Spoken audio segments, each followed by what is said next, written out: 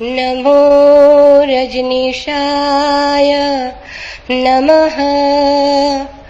नमो भगवान नमः। नमो बुद्धाय नमः। नमो तस्स भगवतो अरहतो सम्मा सम्बुद्धस्य धम्मपद।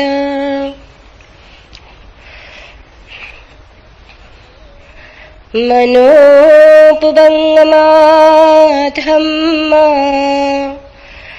मनोसेठा मनोमया मनसा चेपदुत्थेन भासति वा करोति वा ततोऽनं दुःखमन्वेति चक्रं वहतो पदम्। मनोपुगम्बा धम्मा मनोसेठा मनोमया मनसा चेपसेनेन भासति वा करोति वा ततोऽन्नं सुखं न वेति छायाव अनपायनी।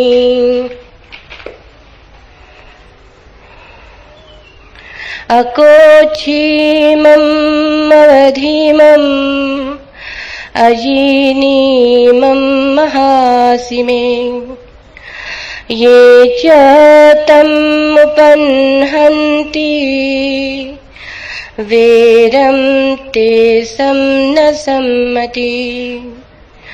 अकोच्छीमम् अवधीमम् अजीनीमं महासिमे ये तं न उपन्हन्ति वेरं ते सुपसम्मति। न हि वेरेण वेराणि सम्मन्ति कुदाचनम् अवेरेण च सम्मन्ति एष धम्मो सनातनो। परे च न विजानन्ति मयमेत्थयमामसे ये च तथा विजानन्ति ततो सम्मन्ति मेधगा।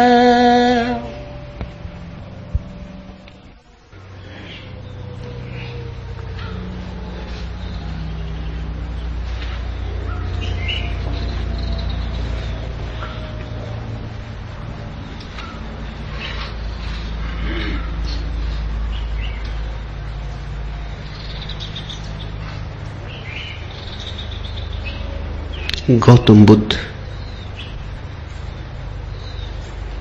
ऐसे हैं जैसे हिमाच्छादित हिमालय। पर्वत तो और भी हैं, हिमाच्छादित पर्वत और भी हैं, पर हिमालय अतुलनीय है, उसकी कोई उपमा नहीं। हिमालय बस हिमालय जैसा है, गौतम बुद्ध बस गौतम बुद्ध जैसे। पूरी मनुष्य जाति के इतिहास में वैसा महिमापूर्ण नाम दूसरा नहीं।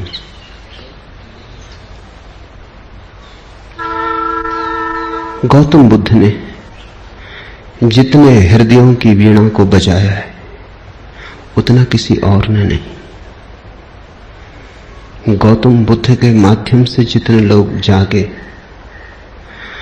और जितने लोगों ने परम भगवत्ता उपलब्ध की है उतनी किसी और के माध्यम से नहीं।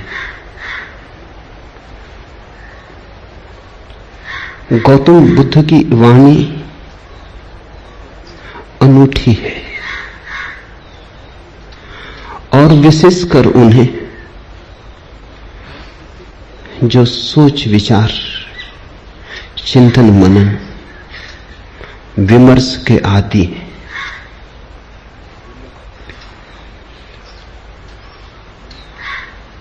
हृदय से भरे हुए लोग सुगमता से परमात्मा की तरफ चले जाते हैं, लेकिन हृदय से भरे हुए लोग कहां हैं? और हृदय से भरने का कोई उपाय भी तो नहीं है। हो तो हो, न हो तो न हो। ऐसी आकस्मिक नैसर्गिक बात पर निर्भर नहीं रहा जा सकता। बुद्ध ने उनको चेताया जिनको चेताना सर्वाधिक कठिन है। विचार से भरे लोग, बुद्धिवादी, चिंतन मननशील, प्रेम और भाव से भरे लोग तो परमात्मा की तरफ सरलता से झुक जाते हैं। उन्हें झुकाना नहीं पड़ता। उनसे कोई ना भी कहे तो भी वे पहुंच जाते हैं, उन्हें पहुंचाना नहीं पड़ता। लेकिन वे तो बहुत थोड़े हैं और उनकी संख्या रोज थोड़ी होती गई है। उंगलियों पर गिने जा सके ऐसे लोग हैं। मनुष्य का विकास मस्तिष्क की तरफ हुआ है। मनुष्य मस्तिष्क से भरा है। इसलिए जहां जीसस हार जाएं, जहां कृष्ण की पकड़ न बैठे, वहां भी बुद्ध नहीं हारते। वहां भी बुद्ध प्राणों की अंतरतम में पहुंच जाते। बुद्ध का धर्म बुद्धि का धर्म कहा गया है। बुद्धि पर उसका आदि तो है, अंत नहीं। शुरुआत बुद्धि से है, प्रारंभ बुद्धि से है, क्योंकि मनुष्य वहां खड़ा है। लेकिन अंत उसका बुद्धि में नहीं। अंत तो परम अतिक्रमण है, जहां सब विचार खो जाते, सब बुद्धिमत्ता विसर्जित हो जाती, जहां केवल साक्षी, मात्र साक्षी शेष रह जाता है। लेकिन बुद्ध का प्रभाव उन लोगों में तत्क्षण अनुभव होता है जो सोच विचार में कुशल है। बुद्ध के साथ मनुष्य जाति का एक नया अध्याय शुरू हुआ। 25 वर्ष पहले बुद्ध ने वह कहा जो आज भी सार्थक मालूम पड़ेगा और जो आने वाली सदियों तक सार्थक रहेगा।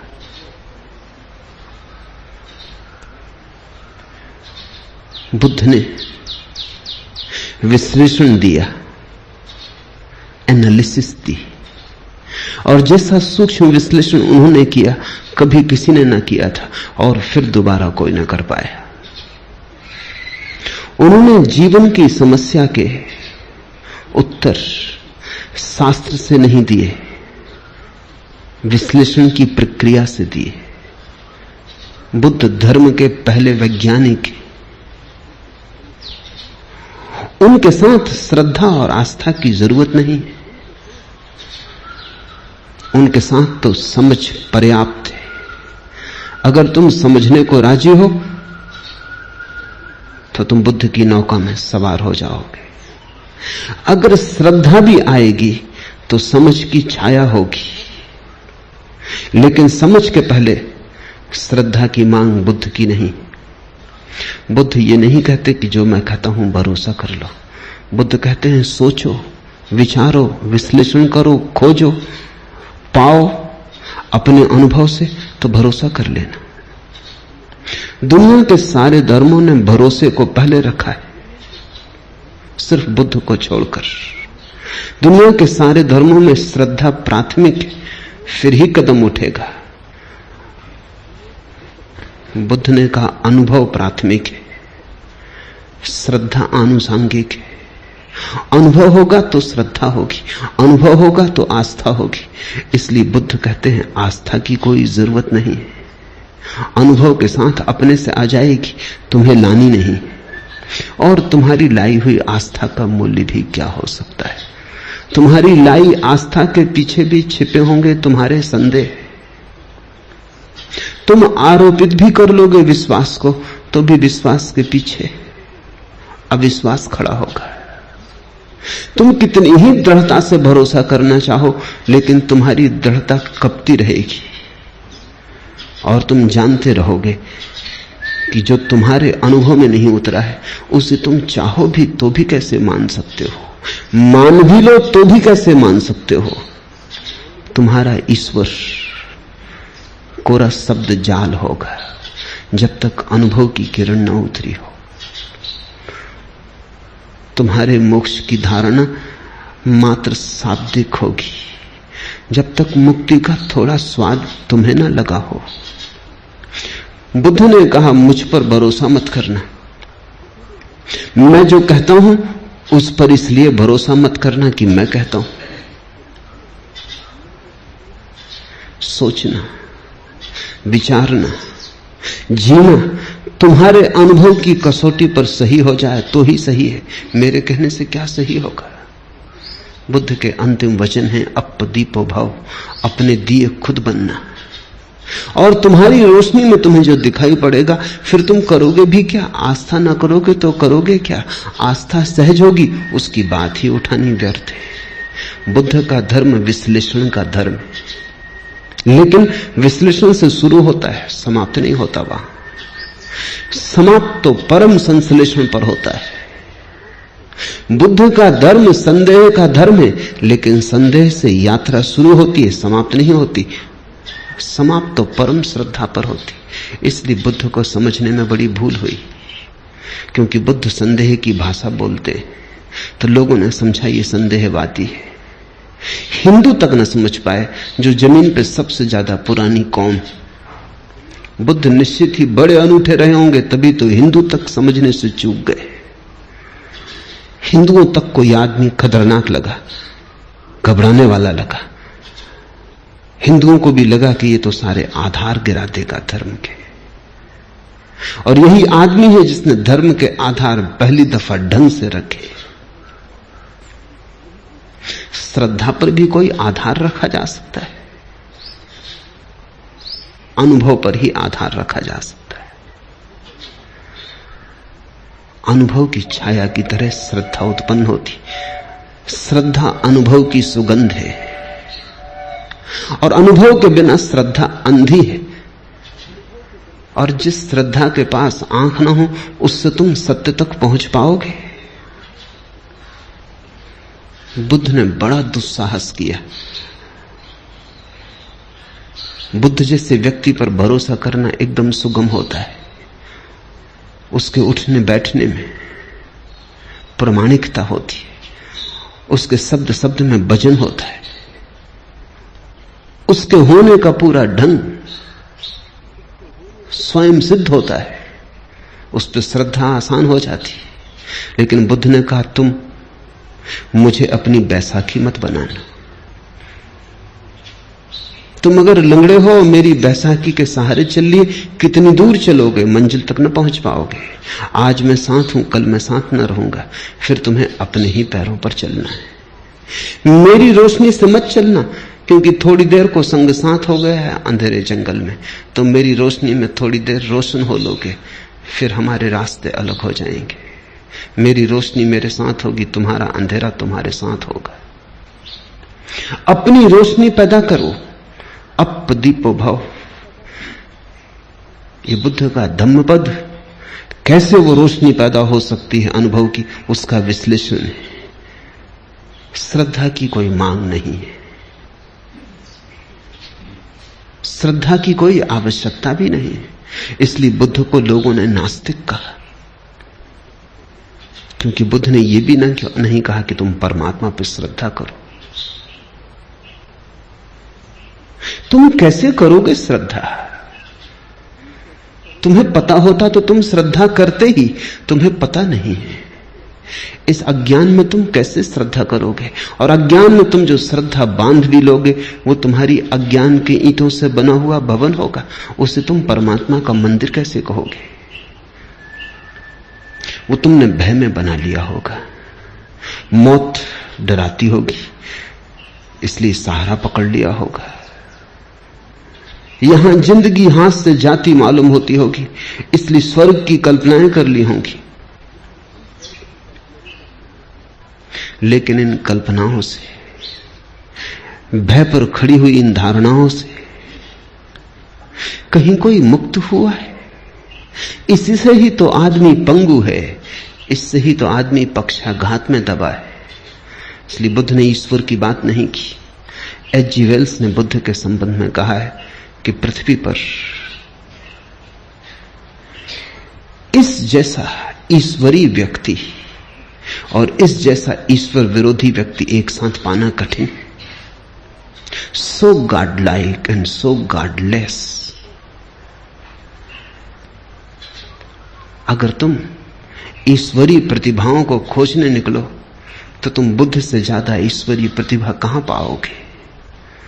सो गॉडलेस, और फिर भी इतना ईश्वर शून्य, ईश्वर की बात ही नहीं की। इस शब्द को ही गंदा माना,